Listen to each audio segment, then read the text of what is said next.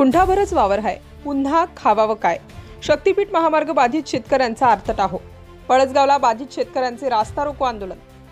आधीच गुंठे 2 गुंठे वावर हायत, कसं तरी मोलमजुरी करून आम्ही पोट भरतोय, ते पण शक्तीपीठ महामार्गात गेल्यानं आम्ही खावावं काय, असा आर्तटाहो शक्तीपीठ महामार्ग बाधित शेतकऱ्यांनी फोडला आहे. सोमवारी दिनांक 14 रोजी पळसगाव येथे शेतकऱ्यांनी रास्ता रोको आंदोलन करत आपल्या शासनाविरुद्धच्या भावना व्यक्त केल्या. शक्तीपीठ महामार्ग वसमत तालुक्यातील 14 गावांमधून जात आहे. यामध्ये अल्पभूधारक शेतकरी अडचणीत आले असून या महामार्गासाठी त्यांचा कडा विरोध आहे. वसमत तालुक्यातील बाधित गावातील शेतकऱ्यांच्या वतीने ठिकठिकाणी आंदोलन करीत शासनाच्या या निर्णयाचा विरोध केला जात आहे. सोमवारी पळसगाव येथे महामार्गावर रास्ता रोको आंदोलन करीत मागण्यांचे निवेदन देण्यात आले. यावेळी आक्रमक झालेल्या शेतकऱ्यांनी शासनाने जबरदस्तीने जमिनी घेण्याचा प्रयत्न केल्यास आम्ही सामूहिक आत्महत्या करू, असा इशाराही निवेदनात देण्यात आला आहे. यावेळी शक्तीपीठ महामार्ग बाधित असंख्य शेतकरी आंदोलनात सहभागी झाले होते.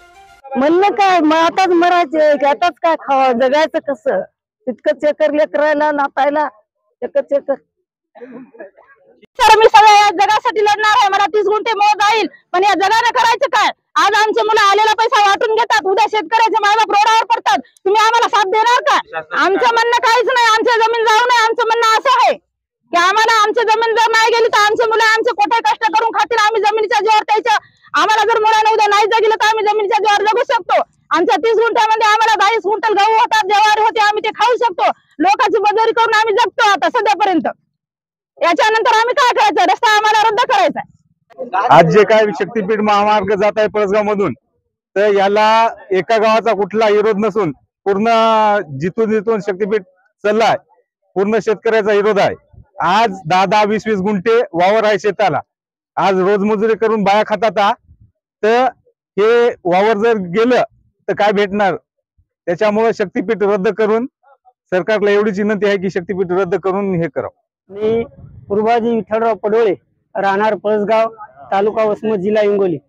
माझं असं म्हणणं आहे, कारण आता मला जमीन आहे बघा, जवळपास 1.5 एकर जमीन आहे आणि 1.5 एकर मधून माझं जवळपास अगोदर आता आपण ज्या बाजूला उभं राहिलो या ठिकाणी कॅनल गेलेला आहे. आता त्यावेळेस कॅनल सुद्धा आमच्या वरातून गेलेला आहे, पण असंच काही लोकांनी कॅनल जाऊ द्या, कॅनल जाऊ द्या. कॅनलला आम्ही जमीन दिली, कशा करता दिली? कारण कॅनलला जर पाणी आलं तर जवळपास आमचं पूर्ण गाव, जवळचे शेजारी जे गाव आहेत, त्या कॅनलला पाणी आल्यानंतर जमीन सुपीक होईल याकरता आम्ही त्या ठिकाणी आमची जमीन दिली आहे. तर मागची जमीन आम्ही त्या ठिकाणी दिली, पण आता प्रॉब्लेम असा झालेला आहे, जवळपास 2 एकरवाले 3 एकरवाले शेतकरी या ठिकाणी आहेत आणि 3 एकर शेतकऱ्याच्या शेतीमधून जर 1.5 एकर त्याची शेती जर गेली तर त्या 3 एकरवाल्याला 3 मुलं आहेत.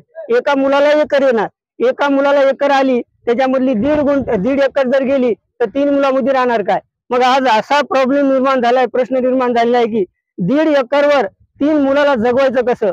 बरं, आता हे कलियुग आहे आणि कलियुगामध्ये सरासरी 50% मुलं आई वडिलांचं ऐकत नाही.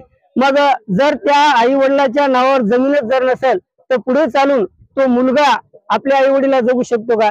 याच्याकरता माझी संपूर्ण सरकारला एक कळकळीची आणि मनाभावातून विनंती आहे की हा शक्तीपीठ जो रोड आहे, कारण या शक्तीपीठ रोडाची आम्हाला तर अजिबात गरजच नाही. कारण आम्ही कुठं लांबवर फिरायला ना, आम्ही शेतकऱ्याची मुलं आहेत, रात्रंदिवस कष्ट करायचं, शेतामध्ये जे काही निघेल. अगोदरच आमच्या एका भगिनीने सांगितलं की आम्ही 30 गुंठे रानामध्ये कधी ज्वारी होती तर कधी गहू होतो. आणि महिला मंडळ जे असतं, आता बाकी आमच्या गावातले लोक पूर्ण रोजीला जिकडे तिकडे जात आहेत. म्हणून या संपूर्ण सरकारला माझी एक हात जोडून नम्रतेची विनंती आहे, आम्हाला ज्या रस्त्याची गरज नाही, आपल्याला ज्या गावाला जायचंय ज्या गावाला जायचं नाही त्या गावचा रस्ता कशाला विचारायचा आहे? आम्हाला या शक्तीपीठ रोडाची गरज नाही. याच्याकरता माझी पुनश्च एकदा विनंती आहे, हा शक्तीपीठ आम्हाला नको आहे. म्हणून हा शक्तीपीठ रद्दच झाला पाहिजे.